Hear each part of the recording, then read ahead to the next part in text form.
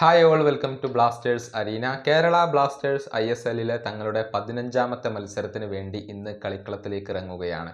എതിരാളികൾ പഞ്ചാബ് FC ആണ്. ഇന്ന് രാത്രി ഇന്ത്യൻ സമയം 7:30 ഈ ഒരു മത്സരം നടക്കുക.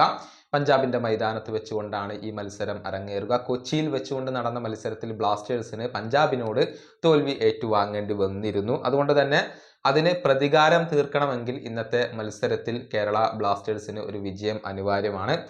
എന്നാൽ ഈ മത്സരത്തിൽ പഞ്ചാബിനെ സംബന്ധിച്ചിടത്തോളം കാര്യങ്ങൾ ഒട്ടും എളുപ്പമാവില്ല. കാരണം അവരുടെ പല വിദേശ താരങ്ങളും പുറത്തിരിക്കേണ്ടി വരും.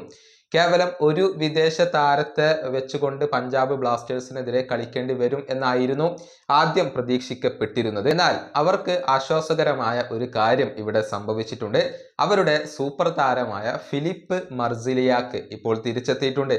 പരിക്കിൽ നിന്നും മുക്തനായിക്കൊണ്ട് അദ്ദേഹം ട്രെയിനിങ് വീണ്ടും ആരംഭിച്ചിട്ടുണ്ട്. ഇക്കാര്യം പഞ്ചാബ് FC തന്നെയാണ് സ്ഥിരീകരിച്ചിട്ടുള്ളത്. ഇന്നത്തെ മത്സരത്തിൽ കേരള ബ്ലാസ്റ്റേഴ്സിനെതിരെ ഫിലിപ്പ് ഉണ്ടാകും എന്നാണ് പ്രതീക്ഷിക്കപ്പെടുന്നത്. ഫിലിപ്പിന് പുറമെ വിദേശ താരമായിക്കൊണ്ട് അസ്മിർ സുൽഹിച്ച് ആയിരിക്കും പഞ്ചാബിന്റെ നിരയിൽ ഉണ്ടാവുക.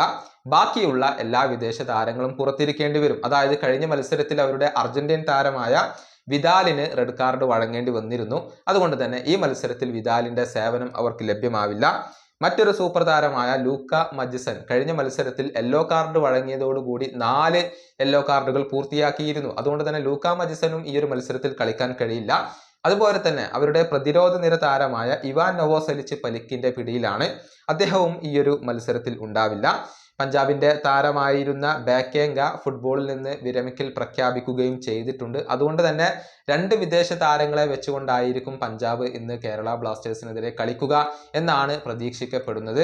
പഞ്ചാബിനെ സംബന്ധിച്ചിടത്തോളം ഇപ്പോൾ ഒരു മോശം സമയമാണ്. അവസാനമായി കളിച്ച 3 മത്സരങ്ങളിലും അവർ പരാജയപ്പെടുകയാണ് ചെയ്തിട്ടുള്ളത്. അതുകൊണ്ട് തന്നെ ഇന്നത്തെ മത്സരത്തിൽ അവർക്കും വിജയം അനിവാര്യമാണ്.